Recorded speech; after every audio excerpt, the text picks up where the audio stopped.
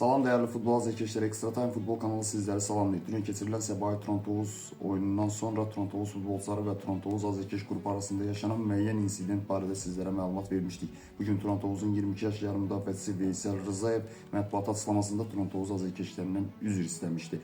Məsələ ilə bağlı isə indi hal-hazırda əldə etdiyimiz məlumata görə Trontovuz futbol klubu bəyanat yayıb. Bəyanatı Extra Time futbol kanalı olduğu kimi sizin nəzərinizə çatdırır. Misli Premyer Liqasının 29-cu turunda keçirilən Səbail Trontovuz oyunundan sonra yaşanan xoşagəlməz hadisə ilə bağlı təəssüf hissi keçiririk.